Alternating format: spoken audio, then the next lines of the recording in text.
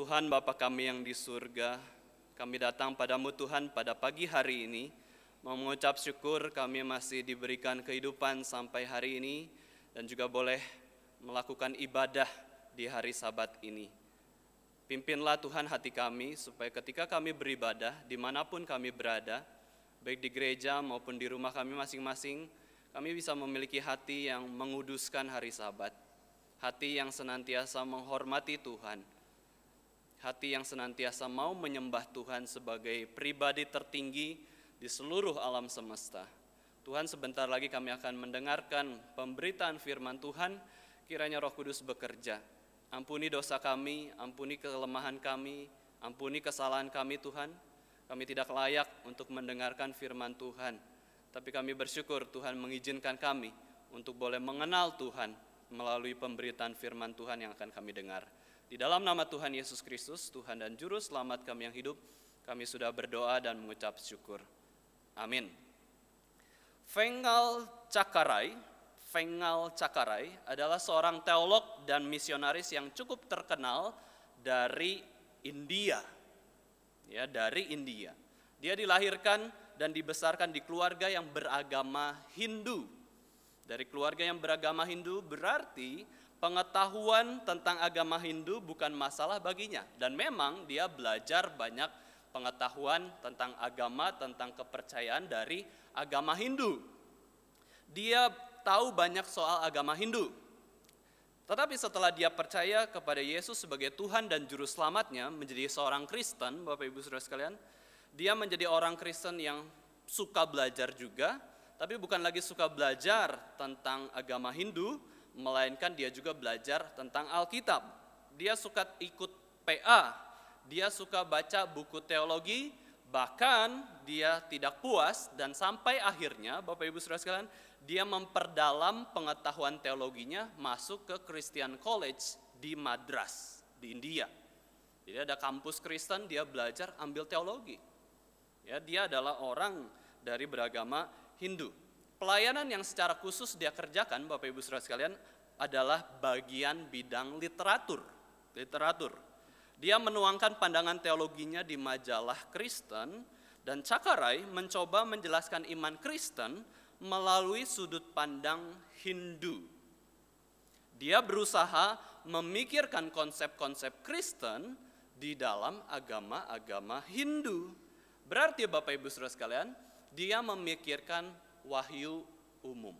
Dia memikirkan anugerah umum. Di agama yang lain, di kepercayaan yang lain, ada wahyu, ada kebenaran yang umum yang Tuhan berikan.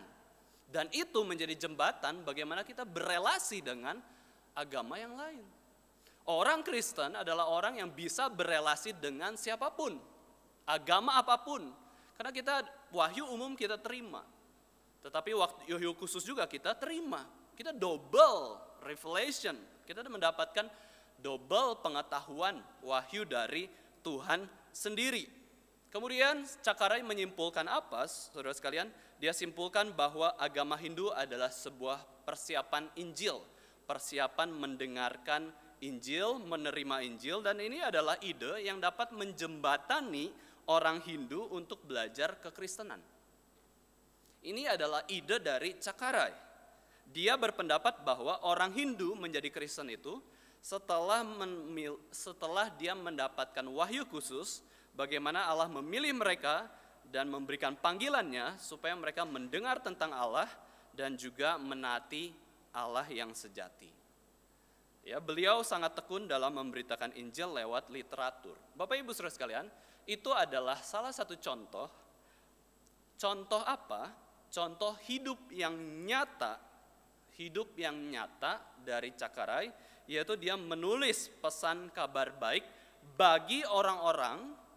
Supaya apa? Supaya nama Kristus dikenal.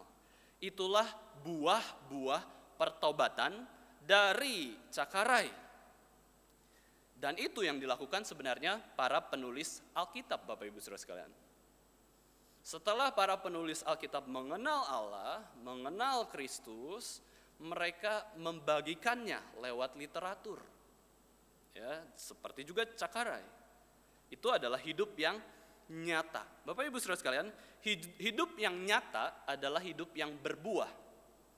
Ya. Hidup yang nyata adalah hidup yang berbuah bagi kerajaan Allah. Inilah yang menjadi pembahasan kita pada hari ini, yaitu apa? Hidup yang telah dinyatakan. Dari 1 Yohanes 1 ayat 2 sampai 4. Mari kita baca 1 Yohanes 1 ayat 2a. Saya akan bacakan untuk kita semua. 1 Yohanes 1 ayat 2a. Ya, 1 Yohanes 1 ayat 2a. Di situ dikatakan bahwa hidup itu telah dinyatakan. Hidup itu telah dinyatakan, atau bahasa Inggrisnya adalah the life was made manifest. Manifest. Dan kami telah melihatnya dan sekarang kami bersaksi. Yohanes, Bapak Ibu Saudara sekalian, Rasul Yohanes menyatakan bahwa hidup itu telah dinyatakan. Hidup siapa? Hidup Kristus. Telah dimanifestasikan dan kami, Rasul Yohanes dan juga para pelayan yang lain, telah melihatnya. Dan sekarang kami bersaksi. Siapakah yang telah dilihat dan disaksikan oleh Rasul Yohanes? Yesus Kristus. Hidup Yesus yang sudah dinyatakan 2000 tahun yang lalu. Dan masih nyata sampai kehidupan kita hari ini. Yesus hidup di hati kita. Yesus hidup di hati Bapak Ibu Saudara sekalian. Tetapi Yesus belum hidup di hati orang-orang yang belum percaya kepada Yesus Kristus. Hidup itu telah dinyatakan. Hidup Yesus 2000 tahun yang lalu itu sudah berbuah ratusan kali lipat. Kita bisa melihat buahnya begitu banyak.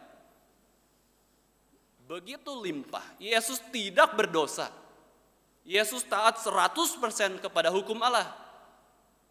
Dia manusia 100%.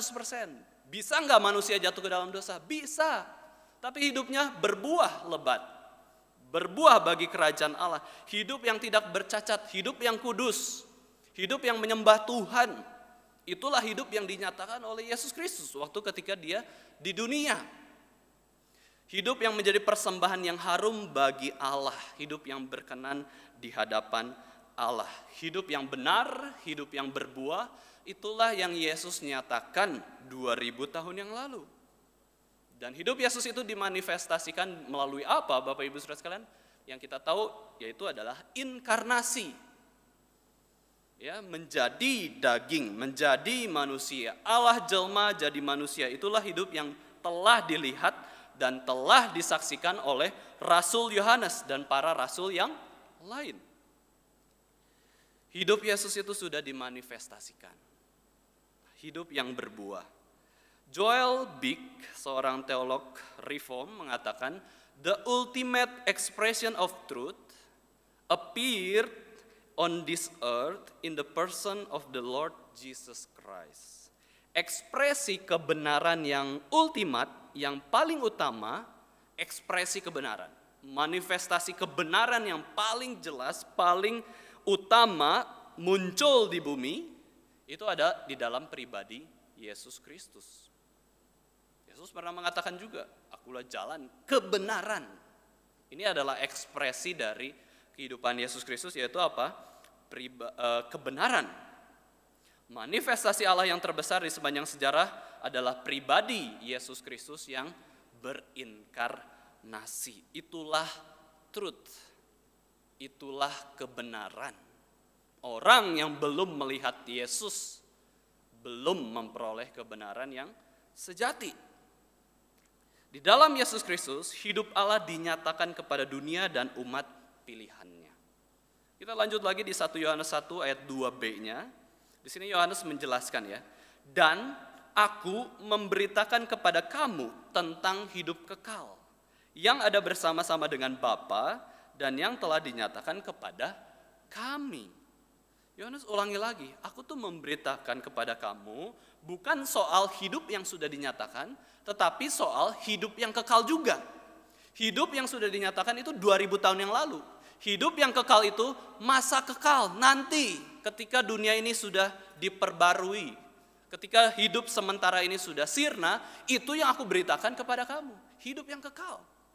Manusia bukan soal hidup saat ini saja, hidup sementara ini saja. Roh kita kekal. Pikirin kehidupan yang kekal itu. Pada bagian ini, Yohanes itu sedang membagikan pengalamannya yang dia alami bersama dengan Yesus. Di pertemuan sebelumnya saya jelaskan soal pengalaman. Mengalami satu hal itu satu hal. Belajar satu hal itu satu hal. Tetapi membagikan pengalaman itu hal lain. Orang bisa saja punya banyak pengalaman, tapi dia tidak bagikan pengalamannya kepada orang lain. Hidupnya kurang berbuah.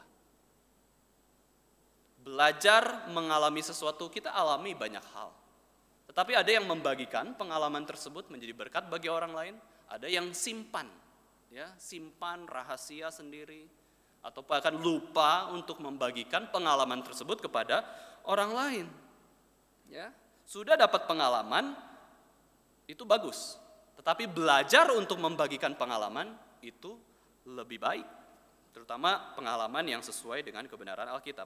Apa yang Yohanes beritakan, di sini kita melihat bahwa bukan saja hidup yang telah dinyatakan yaitu Yesus Kristus 2000 tahun yang lalu, tetapi hidup yang kekal. Sampai di sini kita bisa melihat bahwa pemberitaan Rasul Yohanes itu memiliki dua isi yang begitu penting, yaitu apa?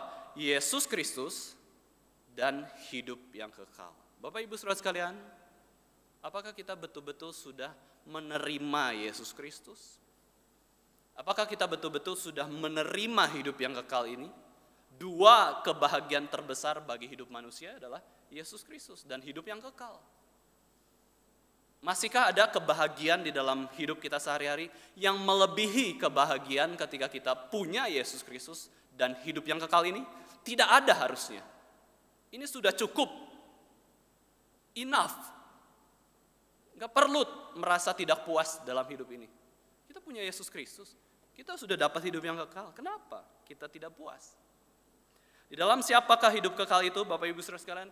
Kalau Yohanes memberitakan dua pemberitaan yang begitu penting, Yesus Kristus dan hidup kekal ini pun di dalam Yesus Kristus. Di luar Yesus Kristus tidak ada hidup yang kekal. Maka dari itu, kita bisa sebut bahwa hidup kekal itu adalah Yesus Kristus. Hidup kekal itu adalah mengenal Yesus Kristus, berarti itu memperoleh hidup yang kekal. Hal ini senada dengan Yohanes 17 ayat 3. Mari kita baca sama-sama. Yohanes 17 ayat yang ketiga. Kita akan membaca bersama-sama Yohanes 17 ayat yang ketiga.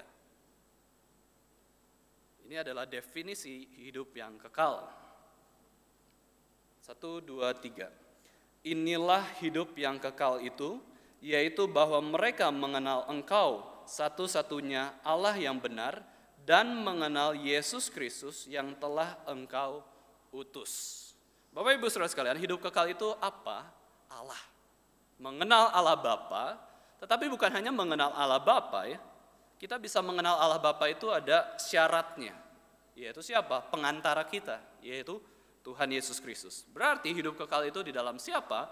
Di dalam Yesus Kristus. Yesus Kristus membawa kita kepada Allah Bapa. Roh Kudus membawa kita kepada Yesus Kristus. Itulah Allah Tritunggal. Di sini Yohanes mengatakan bahwa hidup kekal itu bersama-sama dengan Bapa dan telah dinyatakan kepada para murid. Nah, hidup kekal itu adalah Yesus Kristus. Dia bersama-sama dengan Bapa. Dia bersama-sama dengan para murid 2000 tahun yang lalu. Dia bersama-sama dengan kita saat ini. Dia mendampingi kita. Dia Immanuel. Inilah pribadi Kristus, inti kekristenan Bapak Ibu Saudara sekalian. Inti keselamatan orang Kristen, yaitu karya keselamatan bagi umat yang berdosa, itu ada di dalam Yesus Kristus. Bapak Ibu Saudara sekalian, kita sudah mengenal Yesus Kristus. Ini hal lain lagi ya. Memiliki Yesus Kristus, mengetahui Yesus Kristus, mengenal Yesus Kristus, berbeda dengan merindukannya dan mencintainya setiap hari. Ini hal-hal lainnya yang berbeda-beda. Banyak orang Kristen tahu Yesus. Orang non-Kristen pun tahu Yesus. Banyak orang Kristen mengenal Yesus Kristus, karyanya 2000 tahun yang lalu. Tetapi sedikit orang yang sungguh-sungguh cinta Yesus, yang sungguh-sungguh rindu melayani Yesus. Ya, sungguh-sungguh haus akan pribadi Yesus setiap hari.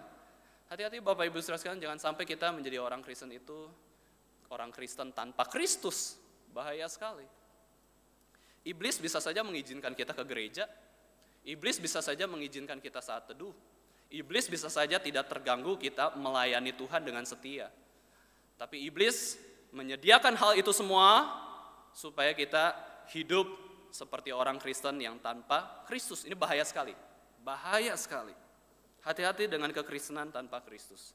Nah, itulah pemberitaan yang utama dari surat 1 Yohanes ini Bapak Ibu Saudara sekalian, bagaimana Yesus dan hidup kekal itu diberitakan. Itu juga senada dengan pemberitaan utama dari Alkitab, bukan? Ya. Alkitab ini beritakan apa sih? Pribadi Yesus Kristus, Injil. Maka dari itu kita harus punya hidup yang kristosentris, terpusat pada Kristus. Di dalam sekolah minggu, Bapak Ibu Saudara sekalian, kita tahu ya, guru-guru sekolah minggu kan selalu mengajar dengan satu bahan yang sangat baik, sangat reform, sangat lengkap. Itu sudah dibuatin khotbahnya.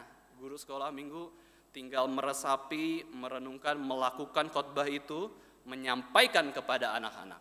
Nah, di dalam buku kurikulum itu Bapak Ibu Saudara sekalian, judulnya apa? SMJ, Show Me Jesus. Where is Jesus? Ya, tunjukkan kepadaku Yesus. Ya, maka guru-guru sekolah minggu setiap khotbah kan harus menunjukkan Yesus. Judul bukunya aja, kurikulumnya Show Me Jesus. Masa kita nggak tampilkan Yesus? Bapak Ibu Saudara sekalian, seorang teolog J.C. Ryle mengatakan bahwa take away the cross of Christ and the Bible is a dark book.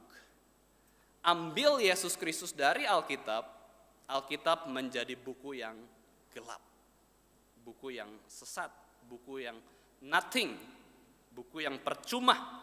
Ambil Yesus Kristus. Ambil tokoh-tokoh lain, it's okay. Nggak ada tokoh Daud, Yesus ada. Nggak ada tokoh Musa, yang penting Yesus ada. Nggak ada Rasul Petrus, Rasul Yohanes, Rasul yang lain. Yang penting Yesus ada. Demikian juga dengan hidup kekristenan. Ambil Yesus, hidup kita hilang, gelap.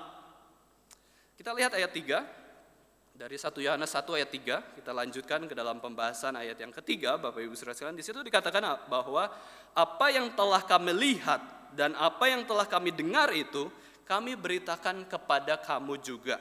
Wah, diulangi lagi. Ini adalah pengulangan di ayat ketiga ini. Di sini kita bisa lihat bahwa Yohanes itu betul-betul ingin membagikan pengalamannya bersama dengan Yesus Kristus. Dia sangat ingin memberitakan kepada orang lain. Nah, kenapa? Kenapa Yohanes ingin memberitakan pengalamannya bersama Kristus? Nah, ini menjadi pelajaran buat kita juga. Kenapa kita tidak ingin memberitakan pengalaman hidup kita bersama dengan Kristus? Nah, jawabannya di ayat 3 ini selanjutnya. Supaya kamu pun beroleh persekutuan, fellowship dengan kami. Ya, dengan Rasul Yohanes dan pelayan yang lain. Dan persekutuan kami adalah persekutuan dengan Bapa dan dengan anaknya Yesus Kristus. Itulah persekutuan Yohanes dengan Allah Bapa dan Allah Anak dan tentu dengan Allah Roh Kudus. Terjemahan lainnya adalah supaya kalian bersama kami ikut menghayati hidup bersatu dengan Bapa dan dengan anaknya Yesus Kristus. Union with Christ. Hidup bersatu dengan Allah. Hiduplah di dalam aku. Itu Yesus berkata kepada kita. Hidup kita itu bukan milik kita sendiri. Hidup kita itu sudah ditebus dengan darah Kristus. Maka dari itu kita hidup di dalam Kristus. Yesus hidup di dalam kita. Union with Christ. Penafsir mengatakan ayat ini, Bapak Ibu Saudara sekalian, ini adalah sebuah retorika. Retorika yang diucapkan oleh Yohanes kepada pembacanya atau pendengarnya untuk membuat mereka itu mengetahui posisi mereka dengan lebih jelas. Apakah mereka sudah bersekutu dengan Kristus, dengan Allah, atau belum? Apakah mereka sudah bersekutu dengan para rasul, ya, dan juga para pelayan Tuhan yang setia, atau belum? Atau jangan-jangan para pendengarnya atau jemaatnya itu belum bersekutu dengan Allah? Kalau para pembaca sudah mengalami persekutuan dengan Allah Tritunggal, maka para pembaca sudah ikut dalam persekutuan yang sama dengan Rasul Yohanes dan pengikut Kristus. Nah, ini baik. Kalau kita sudah bersekutu dengan Allah Tritunggal, dengan persekutuan yang gereja, ya persekutuan dengan sesama orang Kristen yang baik, yang mengikut Kristus, itu baik. Tapi kalau belum, wah ini celaka. Ya, celaka. Maka pertumbuhan rohani itu tidak bisa dilepaskan dari persekutuan. Ya, tidak bisa dilepaskan dari persekutuan. Pertumbuhan rohani orang Kristen tidak bisa dilepaskan dari persekutuan dengan Allah yang utama, dan yang kedua adalah dengan sesama orang Kristen. Bahkan kalau boleh, Bapak Ibu Saudara sekalian, bersekutu atau berelasi lah ya, bersekutu dengan orang yang non-Kristen. Tetapi yang utama yang dijelaskan oleh Rasul Yohanes adalah bersekutu dengan Allah dan juga sesama orang Kristen. Ya, sesama orang Kristen. Yohanes ingin agar orang Kristen itu beroleh persekutuan dengan Allah dan sesama. Kenapa? Karena itu baik dan benar bagi kerohanian kita. Di kondisi PPKM darurat di Indonesia ini, Bapak Ibu Saudara sekalian, apa sih yang dibutuhkan oleh kita semua agar rohani kita terus bertumbuh? Firman Tuhan bisa lihat YouTube. Firman Tuhan bisa lewat Reform 21. Firman Tuhan bisa kita baca Alkitab di rumah kita masing-masing. Doa, kita bisa doa sendiri. Doa, kita bisa doa, ikut persekutuan doa secara online. Apa yang hilang waktu kita isolasi mandiri, waktu kita sendirian, waktu kita lockdown? Persekutuan dengan sesama. Persekutuan dengan sesama. Dan tentu persekutuan dengan Tuhan juga, itu sangat penting ya. Nah, isolasi mandiri, social distancing, penyakit, penderitaan, sangat mungkin membuat orang itu jauh dari persekutuan dengan Tuhan dan sesama. Padahal, justru saat-saat seperti inilah kita butuh persekutuan dengan Tuhan, lebih intim dan juga persekutuan dengan sesama. Jangan biarkan kondisi di luar kita menentukan hidup kita. Jangan membiarkan kondisi di luar kita ini membuat kita tidak bertumbuh dalam kerohanian. Kita terus bertumbuh, maka butuh persekutuan. Maka itu penting kita bisa terlibat di dalam satu tim atau satu KTB. Ya, penting keluarga itu juga adalah persekutuan. Bersyukur Bapak Ibu Saudara sekalian yang sudah berkeluarga, berarti masih bisa bersekutu. Ibadah di rumah bisa bareng, ya, ibadah online bisa barengan. Tapi bagaimana dengan anak-anak yang kerja, yang kuliah, yang ngekos sendirian? Susah. Ya, mereka bersekutu bagaimana? Apakah kuat ibadah sendirian di depan laptop atau gadget ya? Nggak bisa, susah. Sendirian melihat layar itu banyak distraksi. Misalnya ngantuk gitu ya, ataupun HP berdering dan lain-lain. Itu banyak sekali. Kita butuh persekutuan. Kita butuh persekutuan dengan sesama kita supaya kita bertumbuh. Orang yang isolasi mandiri butuh perhatian dari sesama atau keluarga. Kita yang social distancing butuh bersosialisasi. Kita yang menderita penyakit butuh persekutuan dan perhatian dari sesama kita. Nah, Bapak Ibu Saudara sekalian, kenapa ya? Persekutuan ini sangat penting. Persekutuan dengan Tuhan yang utama dan juga persekutuan dengan sesama itu sangat penting. Kenapa? Karena memang banyak keuntungan. Nah, saya sebutkan hanya 2 saja keuntungan, Bapak Ibu Saudara sekalian. Dan kalau kita melihat 2 keuntungan ini, kita akan kaget bila kita mengetahui keuntungan-keuntungan itu, dan juga kita akan mau mencari persekutuan kalau kita betul-betul mengerti keuntungan-keuntungan ini. Baik keuntungan persekutuan dengan Allah maupun persekutuan dengan sesama. Yang pertama, Bapak Ibu Saudara sekalian, dalam persekutuan kita berarti memiliki support, bersekutu, satu pihak. Satu posisi, ya, Allah di pihak kita, sesama kita orang Kristen di pihak kita. Kita ada support, kita ada dukungan. Bagi Bapak Ibu Saudara sekalian yang suka perjalanan jauh, pergi perjalanan jauh ya, naik mobil, lewat tol ya, lebih nyaman mana? Sendirian atau ada temannya, teman ngobrol kayak gitu ya? Ya, tentu bareng-bareng lebih seru ya. Daripada pergi sendirian, pulang sendirian, kayak gitu ya. Itu kan kurang seru. Makanya perusahaan-perusahaan kan buat radio gitu ya, buat hiburan di mobil itu. Kalau enggak bisa bosen kalau sendirian. Demikian juga isolasi mandiri yang benar-benar sendiri, tidak ada keluarga yang merawat, dibanding dengan isolasi mandiri, tapi dirawat keluarga, lalu ditolong orang bersama-sama, atau di tempat karantina bersama-sama lah. Ya, karantina bersama-sama ya masih bisa ngobrol, masih bisa main. Tapi kalau diisolasi sendiri, di kamar sendiri, wah itu sudah sakit, bisa tambah kesepian. Maka dari itu persekutuan itu membuat kita nyaman sebenarnya.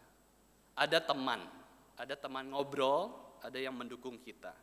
Yang kedua, bersekutu juga berarti ada relasi timbal balik. Ada bicara, ada mendengar. Manusia, Bapak Ibu Saudara sekalian, butuh mendengar, butuh bicara. Jangan kelebihan salah satunya. Ada orang-orang yang kelebihan salah satunya, pengennya ngomong terus gitu ya. Nggak mau dengar. Ada yang sebaliknya, nggak mau maunya dengar terus nggak pernah ngomong. Silent is golden gitu ya. Nah juga bahaya ya. Harus dua-duanya belajar, berlatih ya, berlatih reform, seimbang gitu ya, berlatih seimbang. Ada bicara, ada waktunya bicara, ada waktunya mendengar. Ya, itu adalah keseimbangan. Ini adalah relasi timbal balik. Bukankah itu indah?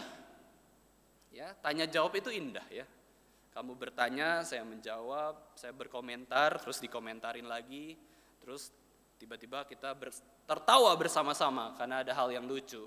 Kayak gitu ya, itu adalah relasi bersekutu. Ada yang saling menguatkan, ada yang memberi semangat. Ya, kita terhindar dari kebosanan, kejenuhan maupun kesepian. Tetapi sebaliknya Bapak Ibu Saudara sekalian, kerugian-kerugian tidak bersekutu dengan Allah dan sesama itu apa? Berarti kita tidak ada support, tidak ada pegangan hidup. Ya, kita hanya pegang diri kita sendiri, tetapi ketika diri kita goyah, kita mau pegang siapa? Enggak ada. Allah kita enggak kenal, sesama kita enggak kenal. Tidak ada pertolongan dari orang yang lain. Jadi Bapak Ibu Saudara sekalian, kalau Bapak Ibu Saudara sekalian sedang sendiri, itu butuh teman, ya, butuh ada yang memperhatikan. Resiko untuk gagal itu lebih besar kalau memang seorang diri. Lalu yang kedua, kerugiannya adalah membuat diri semakin berfokus pada masalah diri sendiri saja. Ya, Bapak Ibu Saudara sekalian, kalau kita sendiri terus ada masalah, kita enggak share sama yang lain, kita pikir masalah kita adalah masalah yang terbesar. Padahal waktu kita share sama orang lain lebih besar masalahnya dari kita. Maka waktu kita sendiri itu kita fokus kepada masalah kita makin dekat melihat masalah kita yang sebenarnya ukurannya sedikit, jadi besar karena kita sendirian. Kita kurang mundur, kurang melihat lebih jauh tentang masalah kita. Kenapa? Karena kita sendiri. Waktu kita sendiri, kita bisa fokus kepada masalah kita usahakan cari solusi, nggak bisa. Padahal solusinya ada di teman kita. Kita nggak mau ngobrol sama dia, nggak mau minta doakan, kita sombong, kita bisa memikirkan masalah ini saya bisa sendiri selesaikan. Wah, akhirnya lupa apa? Lupa penghiburan dari Tuhan. Padahal Tuhan sudah hibur, Tuhan sudah utus yang lain untuk menolong kita tolak. Ya, kita tolak siapa orang lain? Saya bisa hidup sendiri. Nah, ini bahaya sekali. Melupakan penghiburan dan kekuatan yang Tuhan berikan dan juga yang sesama bisa berikan kepada kita. Semakin sendiri, semakin pesimis, semakin sendiri, semakin berpikir negatif.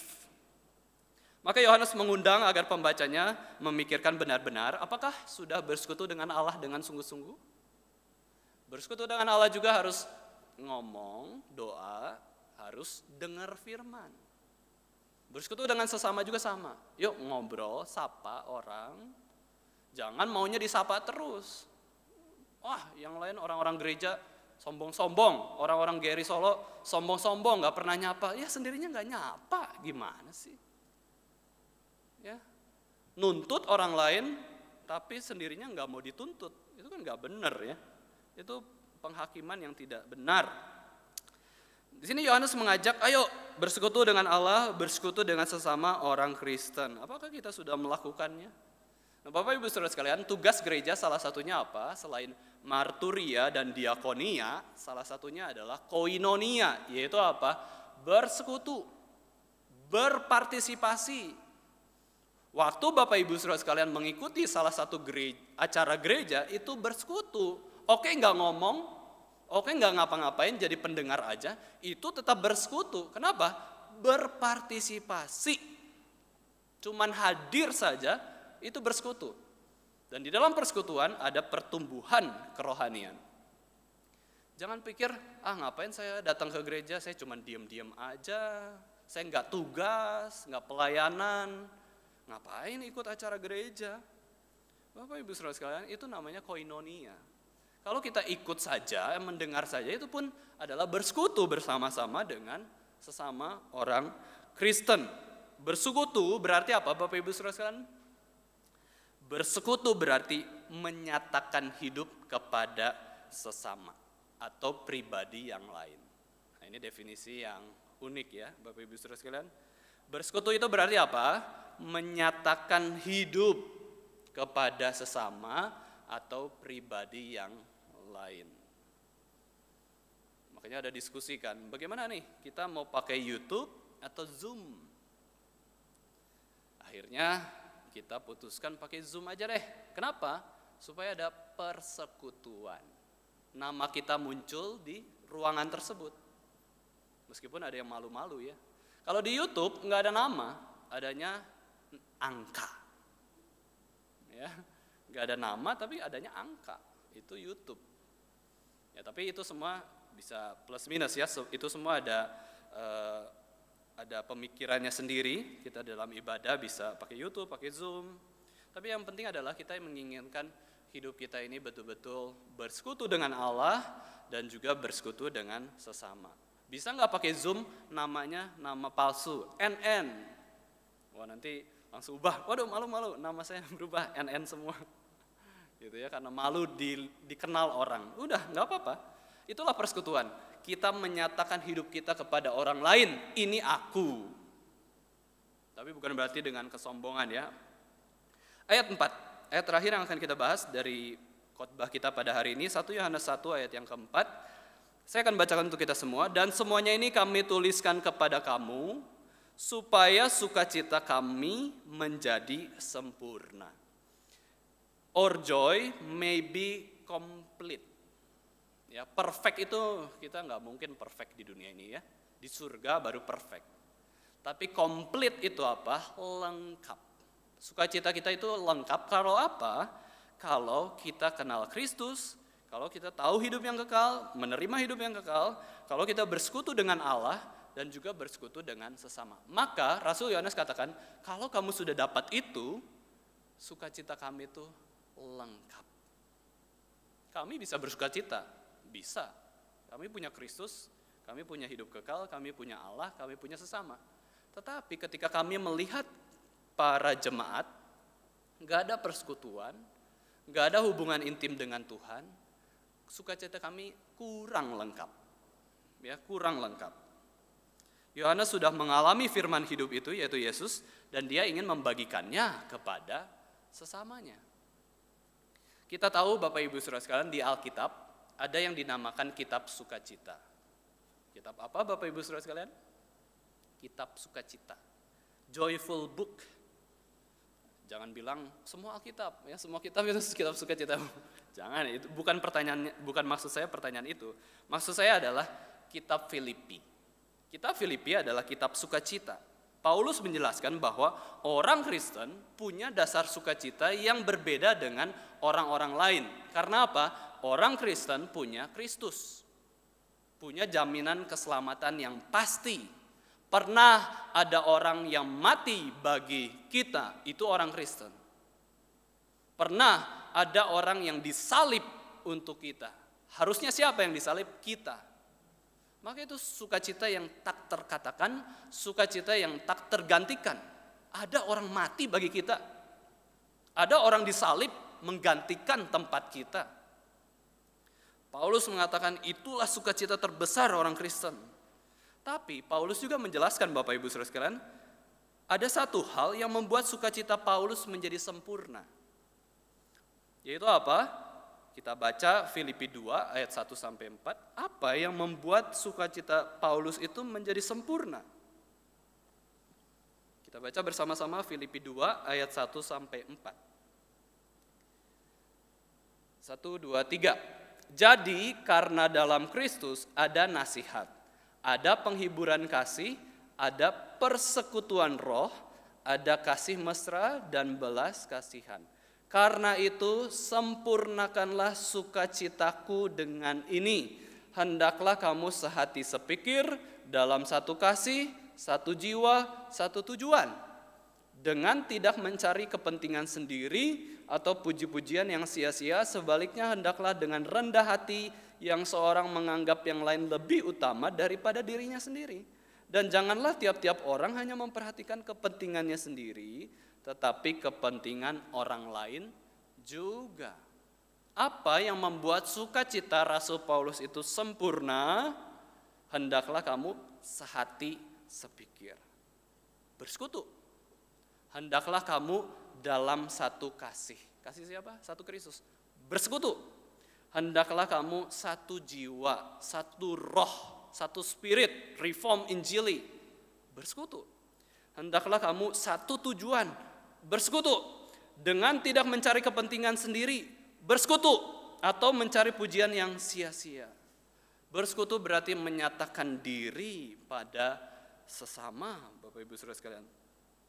Sukacita itu bukan hanya datang dari persekutuan dengan Kristus semata, bukan hanya union with Christ, tetapi union with Christians, others believers. Ini adalah sukacita kita, ya. Dari persekutuan dengan sesama kita sebagai orang Kristen.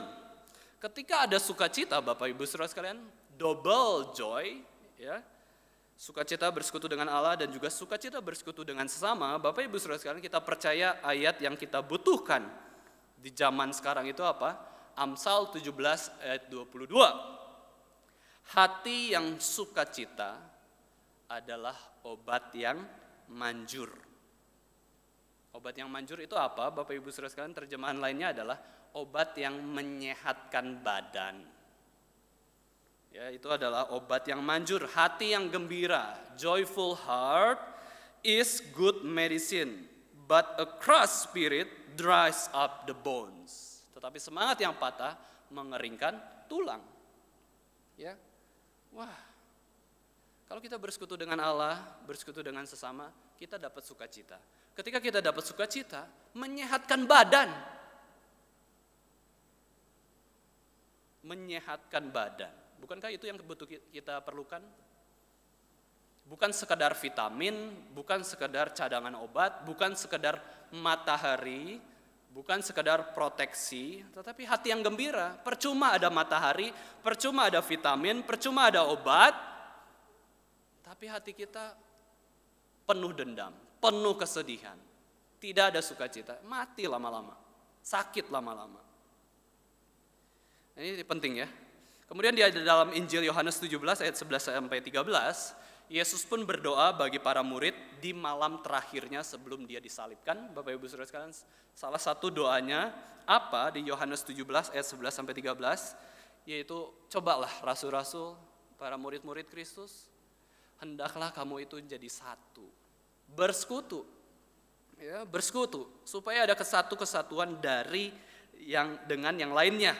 Sebelum Yesus ditangkap untuk dihakimi dan disalibkan, doa Yesus adalah supaya para murid itu bersatu, bersekutu satu dengan yang lainnya, bukan menjauh satu dengan yang lainnya. Saya akan bacakan Bapak Ibu Saudara sekalian, Yohanes 17 ayat 11 sampai 13. Dan aku, Yesus tidak ada lagi di dalam dunia, tetapi mereka masih ada di dalam dunia. Dan aku datang kepada Bapa, ya Bapa yang kudus, peliharalah mereka dalam namamu, yaitu namamu yang telah engkau berikan kepadaku, supaya apa? Supaya mereka menjadi satu sama seperti kita. Ini Yesus ngomong ke Allah Bapa. Ya, jadi satu seperti Allah Bapa dengan Yesus Kristus. Selama aku bersama mereka, aku memelihara mereka dalam nama Allah Bapa, yaitu namamu yang telah engkau berikan kepadaku, nama Yesus Kristus. Dan aku telah menjaga mereka dan tidak ada seorang pun dari mereka yang binasa selain daripada dia yang telah ditentukan untuk binasa, supaya genaplah yang tertulis dalam kitab suci. Yesus menjaga kesatuan para murid. Tetapi sekarang aku datang kepada Bapa dan aku mengatakan semuanya ini sementara aku masih ada di dalam dunia, supaya apa? Penuhlah sukacitaku di dalam diri mereka. Kalau kita bersekutu dengan Allah, Tuhan sukacita. Kalau kita bersekutu dengan sesama orang Kristen, Tuhan juga tambah sukacita. Bukan hanya kita yang sukacita, Allah pun sukacita kalau kita bisa bersekutu dengan sesama orang Kristen. Persekutuan dengan Tuhan dan sesama akan menghasilkan sukacita dalam kehidupan kita. Inilah yang perlu kita kerjakan dalam menjalani kehidupan sehari-hari. Ada persekutuan. Baik suami maupun istri, ayo dong kerjakan bersama-sama. Mengurus anak berarti apa? Bekerja bersama-sama, bersekutu bersama-sama. Ya. Mengurus rumah tangga bagaimana? Itu namanya bersekutu. Ada persekutuan. Mari kita cari persekutuan. Lalu kita berargumen. Bukankah saat ini ada PPKM? Gimana bersekutu? Bapak Ibu Saudara sekalian, kalau Tuhan izinkan kita untuk lockdown ataupun menjaga kegiatan kita, jangan banyak berkumpul atau jangan ketemu orang, bukan berarti Tuhan izinkan kita tidak bersekutu. Tuhan sediakan waktu tepat pada waktunya. Kenapa pandemi corona ini tidak terjadi di zaman sebelum ada teknologi atau gadget? Karena Tuhan tahu kalau pandemi corona ini terjadi sebelum ada gadget, orang akan kehabisan persekutuan, gak bisa melakukan firman Tuhan. Tetapi Tuhan izinkan corona ini terjadi di masa teknologi begitu maju. Tuhan izinkan kita apa? Supaya bisa melakukan bersekutu. Video call, chatting, telepon, itu persekutuan. Atas dasar apa kita mengatakan saya gak bisa bersekutu lagi Tuhan? Males, PPKM kan? Pemberlakuan, pembatasan kegiatan masyarakat kan lagi PPKM. Bapak Ibu Saudara sekalian, kita bisa video call, ya, bisa call, bisa chatting. Apa alasan lagi kita nggak bersekutu gitu? Sebaiknya kita jangan sendirian terus, Bapak Ibu Saudara sekalian, karena sendiri itu tidak baik. Bahkan Tuhan sudah katakan kepada Adam, manusia tidak baik seorang diri saja. Jangan merasa kuat menjalani hidup seorang diri saja. Jangan merasa diri tidak butuh orang lain. Kita ini makhluk sosial, kita makhluk rohani, kita butuh sesama. Supaya kita bisa hidup menguatkan satu dengan yang lainnya. Terakhir ada kutipan dari Bunda Teresa. Bapak Ibu Saudara sekalian, ini kutipan yang mungkin cukup terkenal ya. Dia mengatakan satu hal, penyakit terbesar di negara barat bukanlah tuberkulosis atau kusta, tetapi penyakit terbesar di negara barat adalah tidak diinginkan, tidak dicintai, tidak diperhatikan. Kita dapat menyembuhkan penyakit fisik dengan obat-obatan, tetapi satu-satunya obat untuk kesepian, loneliness, untuk keputusasaan, untuk habis cara adalah kasih, adalah cinta. Masih banyak lagi yang mati karena kurang cinta. Bapak Ibu Saudara sekalian, cinta itu apa sih? Bersekutu. Tidak ada orang yang punya cinta tidak berelasi dengan orang lain. Makanya Allah kita kan Allah Tritunggal. Ya, Allah Tritunggal berarti ada pribadi yang lain. Ada pribadi, ada objek kasih. Kalau hanya tunggal saja nggak bisa mengasihi. Berarti dia mengasihi diri sendiri saja. Berarti itu egois. Kasih itu bersekutu. Kita butuh kasih Allah, kita juga butuh kasih dari sesama. Orang yang punya kasih dengan yang sejati, penuh kasih, pasti ingin bersekutu. Tapi kalau orang yang tidak mau bersekutu, dia ada kasih, ada. Tapi kasihnya hanya kasih yang egois. Kiranya Bapak Ibu Saudara sekalian kita boleh menyatakan hidup Kristus yang penuh kasih dalam kehidupan kita sehari-hari. Bagaimanakah kita menyatakan hidup Kristus itu? Ya, bagaimanakah kita menyatakan hidup Kristus? Dengan membagikan pengalaman kita bersama dengan Kristus. Dengan tidak sungkan, tidak segan membagikan hidup kita kepada yang lain. Dengan cara apa? Ada dua cara Bapak Ibu Saudara sekalian yang bisa kita lakukan membagikan hidup itu bagaimana? Pertama, mari kita coba terus berjuang mengabarkan Injil kepada orang-orang di sekitar kita. Pertanyaan seperti ini tidak pernah diucapkan oleh orang non-Kristen. Bapak, Ibu, pernah tahu namanya Yesus Kristus siapa? itu nggak pernah non-Kristen bertanya kayak gitu. Hanya orang Kristen.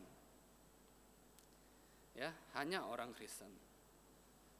Bagaimana bicara soal jalan keselamatan, ya coba ya saya sharingkan tentang jalan keselamatan dalam Kristus itu hanya orang Kristen. Bersaksi bagi Kristus membuat kita itu akan bersekutu dengan orang lain. Mengabarkan Injil bukan soal mengabarkan Injil, tetapi membagi hidup. Yang kedua, yang kita bisa lakukan adalah berbuat kebaikan supaya memuliakan Bapa di surga. Bapak Ibu Saudara sekalian, pandemi ini memang banyak kesempatan kita menjadi berdosa, mengeluh, dan lain-lain. Tetapi Bapak Ibu Saudara sekalian, pandemi ini juga memberikan kesempatan kita lebih banyak untuk apa? Berbuat baik. Berbuat baik. Memang banyak berita duka, memang banyak orang sakit dan menderita. Tetapi pandemi ini juga membuat kita memikirkan bahwa banyak kesempatan untuk berbuat baik bagi keluarga kita maupun sesama kita. Banyak perbuatan baik yang bisa kita lakukan di masa pandemi. Misalnya apa? Kepada orang yang kena COVID. Pertama, berbagi makanan via GoFood. Minggu lalu papa saya kena COVID di Jakarta, Bapak Ibu Saudara sekalian, di kantor. Ya, terus bagaimana? Harus ngungsi di hotel, ya, isolasi mandiri. Terus pikir-pikir saya bagaimana ya? Oke lah, kasih GoFood aja. Jadi ada berapa hari, 2 hari itu saya kirimin GoFood terus. Terus kemudian gantian dengan kakak saya, saudara saya kirim lagi GoFood. Adik saya kirim itu oximeter yang rada mahal supaya tepat, ya, karena oximeter yang murah itu kan bisa nggak tepat pengukuran saturasinya, gitu ya. Bagi makanan via GoFood, berbagi persediaan oksigen, berbagi info COVID, tapi jangan spam ya. Kebanyakan info juga jadi ribet ya, jadi menakutkan. Berbagi.